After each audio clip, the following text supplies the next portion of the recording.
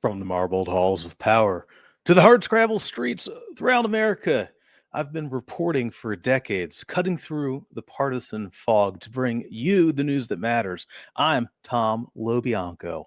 Today on the show, SV Dáte, longtime White House correspondent for HuffPost, explains what is actually piping out of 1600 Pennsylvania Avenue right now. We go deep also on these Venezuelan boat strikes.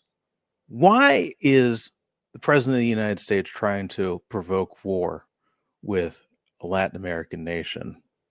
That and much more from Sharish Date in a little bit. A reminder, if you're not signed up already, head on over to 24site.news. Make sure to get the newsletter every day. Tune in here every day at noon. Catch us. And then again for the encore at 8 p.m. on Political Voices Network.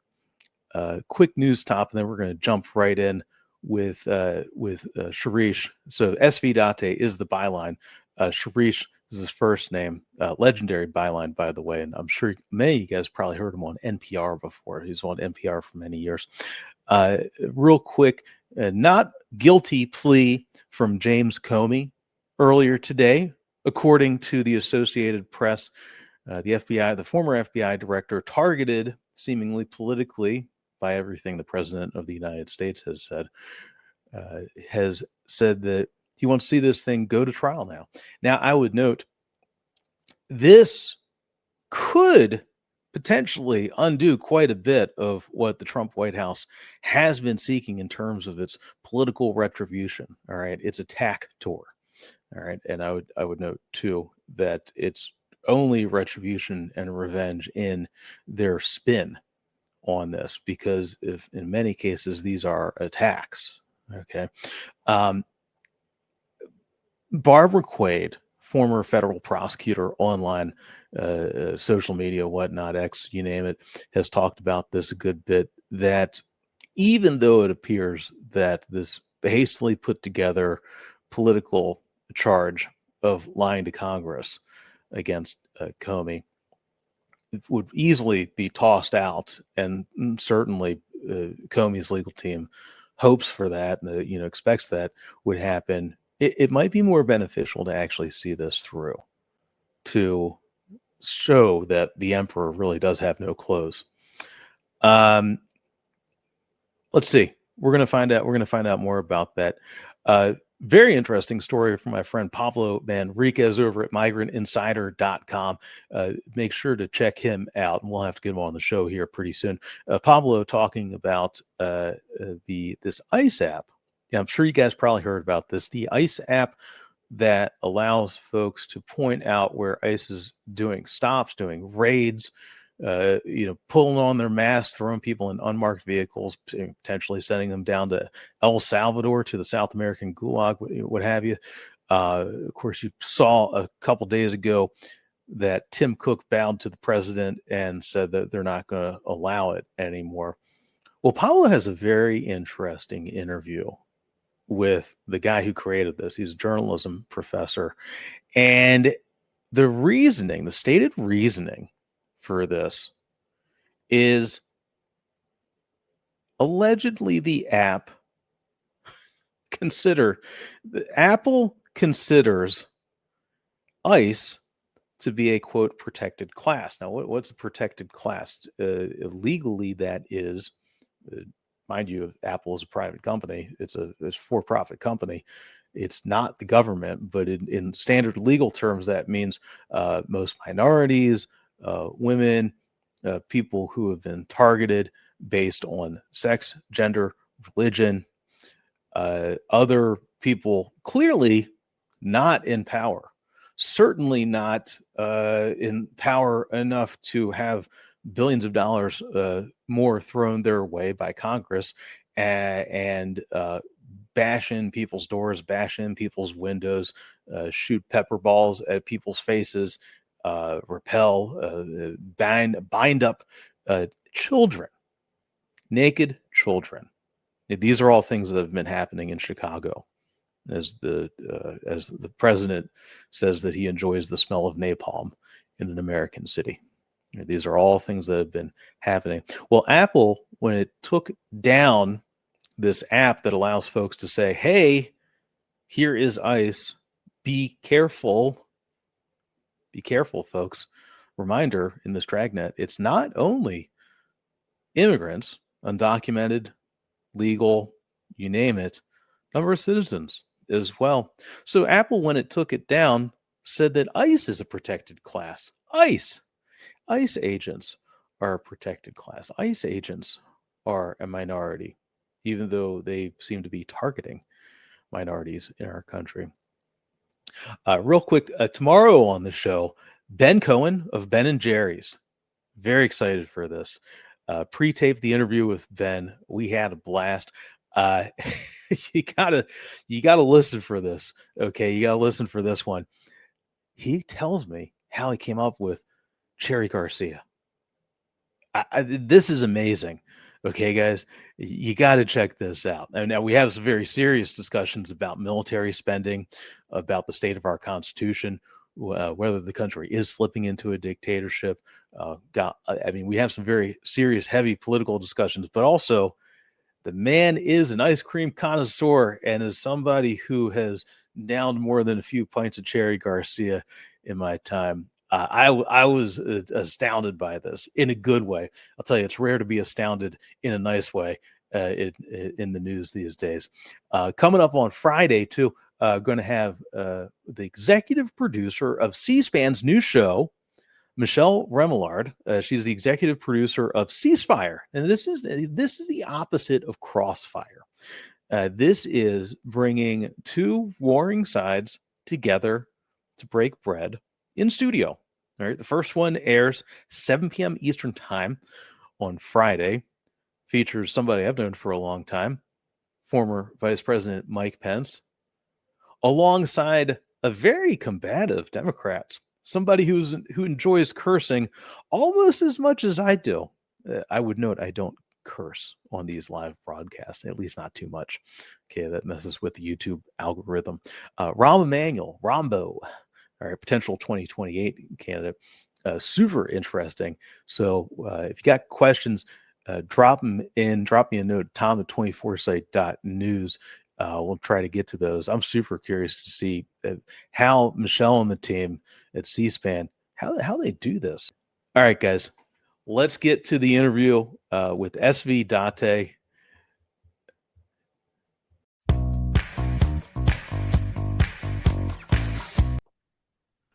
All right, joining us now, SV Dáte. He's the White House correspondent for HuffPost. Sharish, thanks for being here, man. Hey, it's my pleasure. Thanks for inviting me. Hey, so on a scale of 1 to I don't sleep anymore, how bad is this administration compared to the first term? Well, the first term, he had grown-ups working who understood what should and should not happen within a White House, within a presidency, within an administration, and they kind of kept him within those guardrails, right? I'm talking about people like John Kelly, who started out at Homeland Security, ended up in the White House as the chief of staff. James Mattis, who started out as the defense secretary, got fired. Mark Esper, who replaced him, also got fired. People like that knew that you can't just do whatever gets into his head and on any given day, because it's number one, immoral, and number two, probably illegal. And so, that's gone now, if you've noticed. I mean, Susie Wiles, I don't know what she does, because she's not providing any guardrails to our democracy and even just to the rule of law. So yeah, that's a huge difference. And yeah, if you're sleeping at night, I don't know how you do it, because man, there's some scary stuff going on. I laugh rather than cry.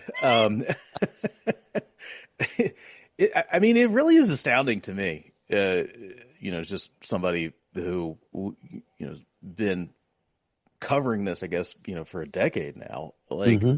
I did not expect this level of animosity after the election last year. The brutality of it has really been stunning. had like kind of a hope that, okay, the number one policy that Trump wanted from winning that election was not to go to prison. All right. So that was accomplished the moment the votes were counted. He's not going to go to prison because he got away with the coup attempt, and he got away with taking all those documents from Mar-a-Lago. He was able to dismiss those. The thing in Georgia has been derailed for possibly forever, etc. And then he had that victory speech. And I was there for that down in Palm Beach, in West Palm Beach. And I thought, okay, no, it's going to be every bit as bad as we feared. I mean, you remember that he had his kick fighting buddy on there, and he talked about all kinds of weird stuff. And I thought, no, it's it's going to be worse than the first term, a lot worse. It's stunning to me in this shutdown because the saber rattling that they do, doing an AI mock-up of Blue Oyster Cult, which is attempting to make Russ Vogt look, monstrous, demonic, right? What have you. It's like they already did that. Elon already did that ostensibly, whether it's special or, standard, like renaming an existing agency. They already did this. Mm-hmm. Like they already fired thousands of people. Right. Yeah. Yeah. Well, their problem with the new version of this, and actually the old version, because they didn't follow the law then, is that you can't fire people under the guise of a government shutdown. That's not a thing. That is what is known as against the law. And even though you don't like the law, judges still do. And eventually you will lose. And maybe you get rid of these people because they don't want to come back and work for you because you're nuts, but you pay them. And so it's a huge cost to the taxpayer. And some of them may come back and stay because, they've got civil service protection. And are you going to try to fire me? Fine. I'm going to be like double my membership in the deep state and do everything I can to undo what you're trying to do.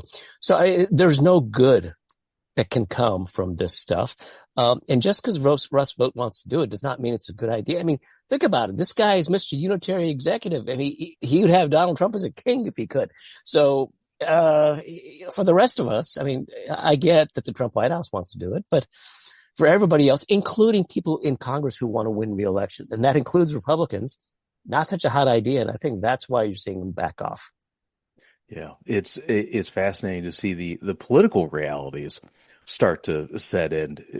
Even with this quiet tacking behind the scenes for potential 2028 Republican candidates, big asterisk there on potential, but kind of how they do this dance and squaring up their own future ambitions with the as you noted there, the unitary, potentially monarchistic president versus the reality of we are a constitution-based democratic republic.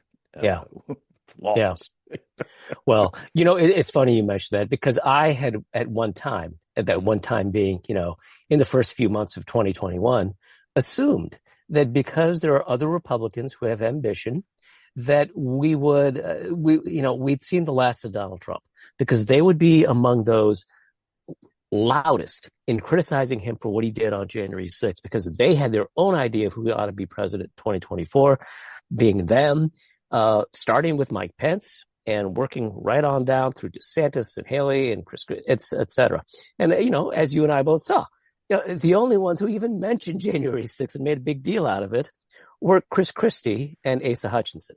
And even Pence, who had the strongest, more than anybody, that had the best case to come out of the gate criticizing the hell out of Donald Trump for what he did to our Constitution and nearly did to our republic, and he didn't. It took him a full year before he said, offered the weakest criticism, and it went from there. And then, of course, on that debate stage, raised his hand, and said, "Yeah, if Donald Trump's our nominee, I'll support him."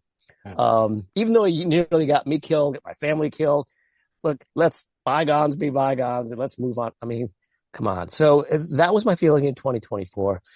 The same thing should hold true in 2028. These other people want to be president. A lot of them the same people as last time, but add in Rubio, add in Pompeo this time for real. shoot, maybe even Mm, Pete Hegseth, and they all mm, have an incentive to say, no, the Constitution says this, 2 terms and you're done, and that's it. And that's the way it's going to be. But will they do that? I mean, we've seen how many emergencies he enacted in the first week. All kinds of crazy emergencies. There's a price emergency. There's a fuel emergency, and I mean, it's nuts. It's literally nuts. The stuff he can do because it's an emergency. And the worst, most dangerous ones, of course, are for national security. mm. And those are the ones that he could claim Antifa is messing with our elections. We can't have elections right now. Antifa has got them rigged. And so we're going to postpone things until we sort this out, until we figure out what the hell is going on, in his words. So we're counting on these other people, again, to be the Republicans in the room saying, no, you will not do that. And I don't know about you. I'm not that hopeful that they're up to it. It continues to astound me. And I think, I think this is something which people are still catching up to. I was watching this clip of Chuck Schumer finally channeling his innate Brooklynite and cursing. Mm-hmm. Like, no fucking way. Yeah. And and how long did it take to get there? I mean, this is the guy who used to dive in front of TV cameras when he was a Right. member of the House Right. delegation. Right. Yeah. Like a failure, a failure of and this is what the Bulwark folks mention this routinely. I know Charlie Mm-hmm. Sykes has talked about this a lot. A critical failure of a lack of imagination. Mm-hmm. Absolutely. Absolutely. Right. I mean, Amanda Carpenter talks about that a lot. I mean, we failed ourselves heading into the 9/11 attacks. It was a failure of imagination of what people could do without a military. And, people were warning after heading into the election in 2020, this dude is not going to respect the results. He's saying he's not going to respect. He's saying that if I lose, it's because they cheated. So why were we surprised? Why were we surprised when January 6th happened, And if we didn't learn from that, then shame on us. And it looks like we haven't, because we're still treating this like a normal administration. When, you mentioned Stephen Miller. I went back and looked at some of the things he was saying in 2017. You remember he got into the briefing room and it actually said that the president cannot be questioned. His right is, his rights are basically, and I forget the exact wording, but his rights are absolute. And, people laughed at him at the time because he was a speechwriter and, what could he possibly do? Well, now he's not just a speechwriter, right? I mean, he's like maybe the most influential person in that inner circle in terms of policy. I mean, he doesn't care about a lot of things. He cares about getting rid of brown people from the country. That's important to him.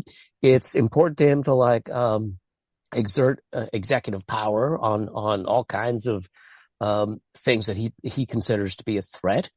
So now when Donald Trump is actually listening to him and there's no Jim Mattis to say no, we end up hitting these open boats in the Caribbean full of people that had, that could not have possibly been underway to the United States at the time they were killed.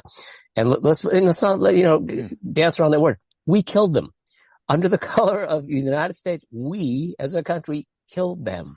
And who knows who they were? I mean, they're claiming they were drug dealers, and maybe they were. But you know what? If we can just kill people because we're accusing them of drug dealers, where does that end? Why do you think it's going to end in just international waters off of Venezuela? It's kind of appalling. I mean, this has never been done.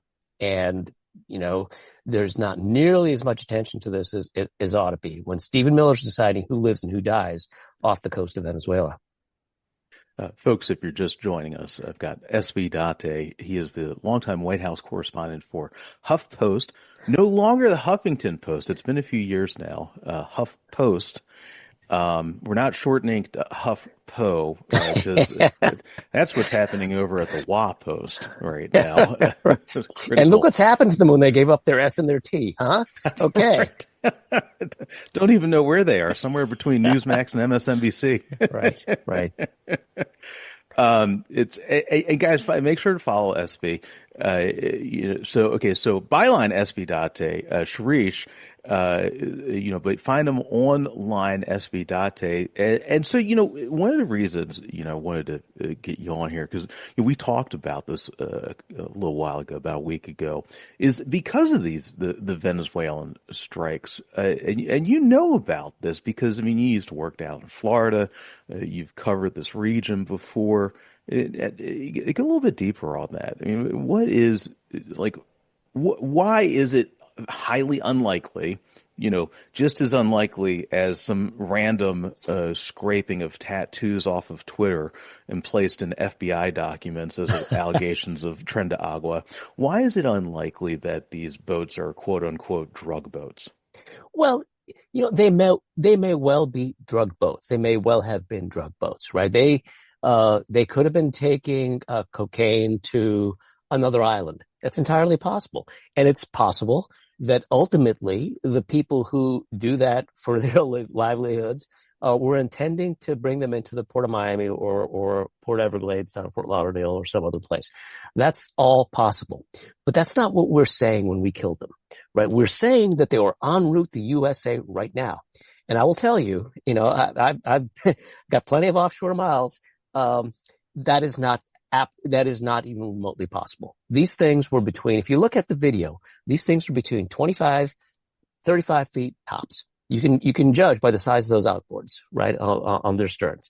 And those outboards are about 2 feet long along the tops, along the lengthwise edge. So just, base your calculation on that.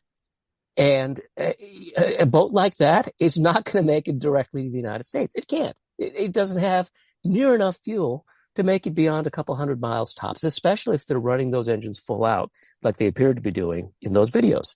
So this claim that they were coming to the U.S. to poison us, well, maybe somewhere, down the line, people were intending for that cargo to come to the United States to sell it to willing American buyers, by the way. They're not coming in putting into children's breakfast cereals, right? People are buying it. And that's a problem we have, 100%. And we should do interdiction if it's dangerous stuff like fentanyl. And guess what? We have been. We have been for decades. That is what Southcom has been doing, is stopping boats that are suspected of carrying drugs. They search the boats. If they find the drugs, they seize it. They arrest the people who are among the crew who are involved with it, and we put them in lockup in Miami, and we try them and convict them if a jury agrees.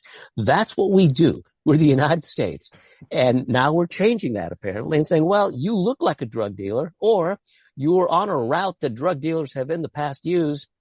Sorry, dudes, we have to kill you now, and that's what we've done because. Maybe there's intelligence, maybe there's some phone traffic, whatever, that these people were bringing contraband aboard their vessels and heading off to some place. They haven't shared it. You would think that if they had the solid evidence, they might have, because after all, this is not a criminal case at this point, right? These people are dead. And so there's no reason not to release this information, and they haven't, especially with that first boat on which there were 11 people. Come on. What kind of drug dealer is going to load up the boat with 11 people, right? Think about that. Think about the weight involved here. We're talking about another ton that you've just lost by having humans aboard rather than your whatever it is you're going to sell. So that clearly was not carrying drugs. That was probably smuggling people. And, there are a lot of people trying to leave Venezuela because why? They've got a dictator running the place, okay, a violent dictator. Yes. So maybe that's who we killed. We don't know. They won't tell us. We don't know if they have any evidence other than they were easy pickings for wherever our drone or helicopter or airplane happened to be at the time. We don't know. They won't tell us. And interestingly, when you ask the Pentagon, they refer you to the White House. I've never seen that happen. Never seen that happen when they've undertaken some sort of operation. Often if they want to obfuscate, if they want to delay, they say, oh, no, you got to call Southcom. Oh, no, you got to call the Navy, whatever. Here's, oh, no, call the White House. Why? Is there an operations room now in the White House where they're droning people? this is ridiculous. And the reason that I can infer is they want nothing to do with it, right? They don't want to talk about it because they probably didn't think it was a good idea. In fact, if you look on Southcom's website and look for press releases, you will see that most of them have to do with stopping vessels and seizing drugs. You don't see a press release about them killing however many people were on this last boat. I think it was 4, or the boat before that, which was 3, and so on. Oh, interesting. Oh, yes. God, yeah. It astounding. It reminds me so much of the landmark Supreme Court ruling, which, was hard to comprehend in the moment last summer when it landed, just how much of a landmark it is. Trump v. USA, when it established that the president is immune from criminal prosecution for official acts, but not necessarily. Now, this is go down the rabbit hole here. Not necessarily the people who do the orders that he issues. That is absolutely right. I mean, Richard Nixon was never prosecuted for the massacre in My Lai, right, in South Vietnam, and I believe it was 1968, 67. Yeah. Hundreds of villagers were slaughtered, and eventually the leader of that unit was brought up on charges and convicted. That was William Calley, I believe, Lieutenant William Calley, and I believe Nixon ultimately gave him a community sentence, or gave him like community or home detention or some such thing. Either way, think about the position that the president and Stephen Miller apparently have put our military service members and officers in by ordering these strikes. And, there is a public authority exemption for things done under the color of law.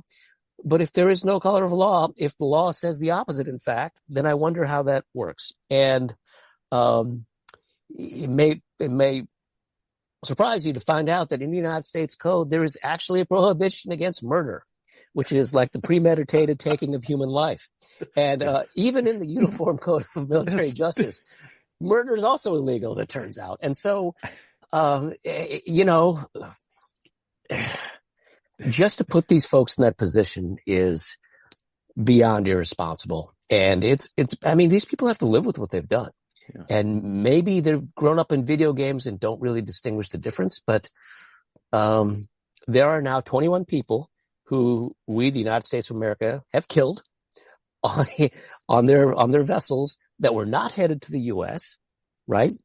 And if these chains of smuggling are occurring the way that we think they are, they were never headed to the U.S. They were selling or handing off this stuff to somebody else, assuming, of course, that they're correct and that there were, in fact, have drugs aboard. We don't know that either. How much, you mentioned an actual dictatorship, Venezuela, and there was a really great piece in the Atlantic a few weeks ago about just how long it takes for the effects of authoritarianism to really hit home. From Chavez to Maduro, it took about 20 years until Venezuela, which, not a wealthy nation by any stretch, but, sizable middle class, professional class, or at least there used to be, who could, where folks were unable to buy shampoo at the grocery store. And that took 20 years for that to happen. I mean, it took 20 years until the shelves were bare, and until they were carrying around I believe it's a peso up in Venezuela. The Venezuelan pesos, almost like wheelbarrows full of Confederate money, 150 years ago, just completely worthless. It strikes me that I feel like we here in the United States don't grasp the reality and the timelines of these things, assuming that, Trump is not trolling, that Trump actually does try to become a dictator by violating the 22nd Amendment. You've seen this stuff before. How do these things happen? And why don't we grasp this in America? Because when I talk with folks, it's it seems so completely foreign. But if you've got folks who live down South America or from South America, what we're living through seems eerily similar to what they've seen before. Right. As you point out, we've never had something like this. We've had a stable republic with one civil war more than 150 years ago now. And to most people, the idea that it could happen here is just inconceivable. It can't possibly happen here. And it's not like people weren't warning about this guy, right? What he did on January 6th, people say, oh, well, he was just angry about the election. He thought it was stolen. And there are some people who actually believe, his nonsense that it was stolen. Remember that. And there are some of those who will believe anything that he says. So they're kind of beyond hope. If you talk to the experts on this, you will see that in any Western liberal democracy, there are always between 30 and 35 and 40% of the population who are at any given time saying, yeah, you know what? I wish we had a dictator. I wish we had someone who just would get things done, who would just solve problems and, no more of this red tape and nonsense and Congress not doing anything. We just need to get stuff done. And if a dictator can do it, then I would support that. This is something that a plurality of, not a minority of our population already believes. Not just us, other countries as well. Some countries more than others. So you don't need to go that far from 35 or 40% to get up to 48 or 50 or 55% before it's like, yeah, well, there we go. We've just, with the consent of a majority of our population, suspended all our rights. And it's not as if these things end with, like, look at Hungary. Hungary is a great example. It's not like Orban one day came out and said, okay, we're no longer going to have a parliamentary republic here. We're just going to have me in charge of everything. That's not how it happens, right? It happens a little bit at a time. The first thing, you're not allowed to say things on the air or in the media. You might go after judges who oppose you and just load up all the courts with those who agree with you or are loyal to you personally. And is this stuff sounding familiar? I mean, because maybe it should. And that's how it goes until one day there's an emergency. And because of the emergency, some basic things that we're accustomed to, like elections, just don't happen. If you think I'm making this up, go back to the fall of 2020. There was a president, our president, who said, maybe we need to suspend the elections because of COVID. Do you remember that? That was Donald J. Trump. He said that, and it was Mitch McConnell who said, absolutely not. The elections will happen on this date, as it says in the Constitution. That's that. And he wanted to do it when he thought he might lose in 2020. What makes anybody think, especially the context of January 6th, that he won't do something like that again? He's already talked about it. He's had hats made up. He jokes about it, right? I mean, and people, so he's just trolling. He's just having fun. Okay. Was he just having fun back in 2020 too? Was he just having fun when he incited people, to attack the Capitol? It's all fun and games until our democracy's gone.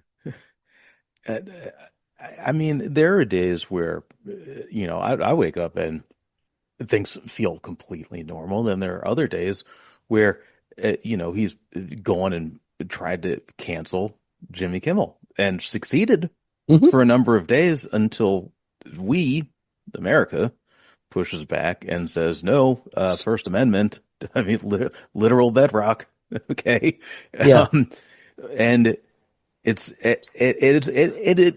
seems very jarring by design. We had the head of the FCC publicly say that, we can do this the easy way, we can do this the hard way, getting rid of Jimmy Kimmel. I'm sorry. Under the First Amendment, Jimmy Kimmel can get up there and accuse Donald Trump of pedophilia if he wanted every single damn day. And if Donald Trump wants to sue, that's his right. And Jimmy Kimmel, would have to defend that and be and would face the consequences if he couldn't prove it. But you can't stop people from saying stuff. And that's the First Amendment, and that's exactly what they're trying to do. And he's got the head of the damn FCC going along with it. Think about how dangerous that is, right? I mean, that is like fundamental. If you cannot criticize or are fearful of criticizing because of government action against you, I'm not talking about civil action afterward. I'm talking about what they're doing is shutting you down. That's what they were trying to do. So think about that. And, along those lines, we had the Pentagon now basically trying to get reporters who cover the Pentagon to sign, like, basically comes out to a loyalty oath that you shall not print stuff that unless we say that you can print it. Yeah, no, it would be comical if it weren't so terrifying. And the only thing, I talk with folks, and I had Elise Lavette on the show a couple weeks ago, right after the Jimmy Kimmel stuff happened. She wrote a very good piece at her Substack Cosmopolitics about what is the Hungarian playbook. What is it? I love her headline. Her headline was so fucking good. It was called "Late Night with Viktor Orban." Like, that's what we're fucking facing if we get this. We're going to have J.D. Vance as our comedian instead of, I wasn't a huge fan of Jimmy Kimmel before. I've become incredibly appreciative of him. Right. However corny and, whatever wrote his comedy may be, it's still comedy compared to whatever Vance is putting out there. Okay. Yeah. But it takes time. It's slow. Right? Like the frog in the boiling water, as they say. And on the other hand, I've been shocked as how fast they're moving. The same language that they're using to kill people in the Caribbean is what they're describing Antifa here in the United States. So if they can legally kill people outside of the U.S. because they're terrorists, then what's to stop them from killing people who are deemed to be terrorists? And by the way, deemed doesn't require any more than a piece of paper signed by Donald Trump, with Stephen Miller standing next to him in the Oval Office. That's it.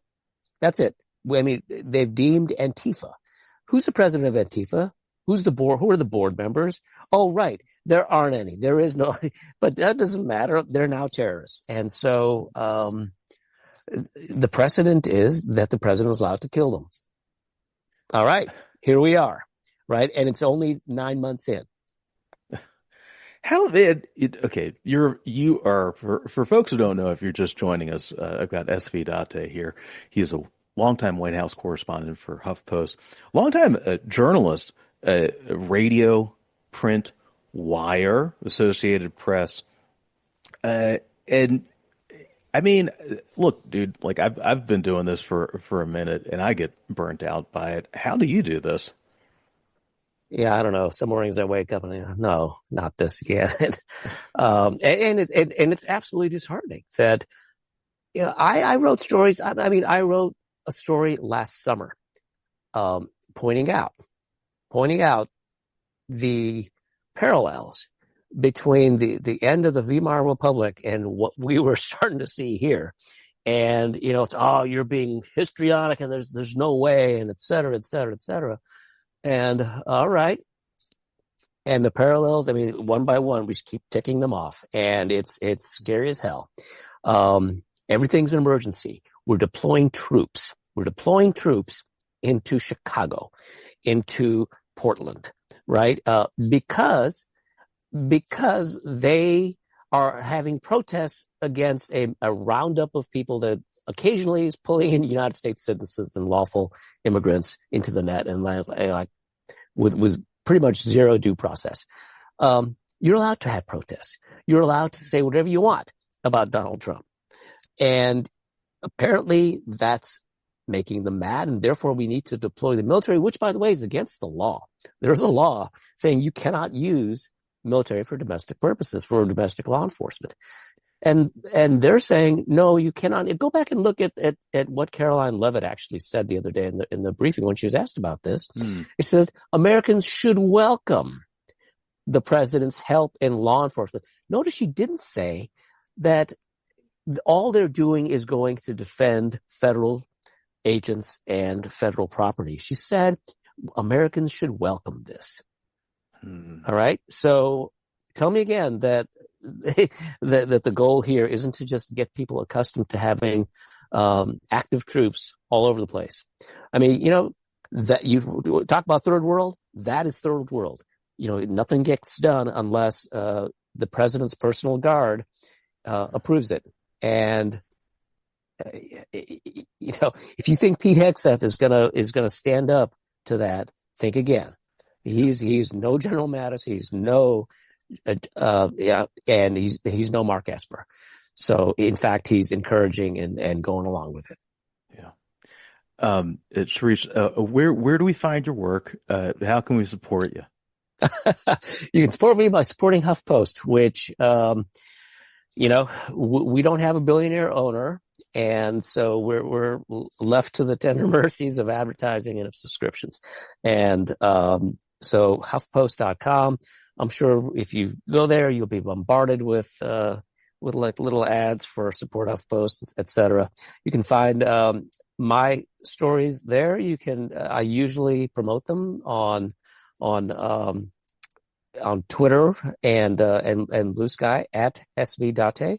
And I have my own website for my books, which includes one about Donald Trump's last year in his first term, called "A Useful Idiot," and you can find that at Amazon or from my website, which is sv.date.com. Beautiful. And Sharice, thank you so much, man. Thanks so much for everything you do. It's been my pleasure. I hope we don't end up in the gulag over this. God.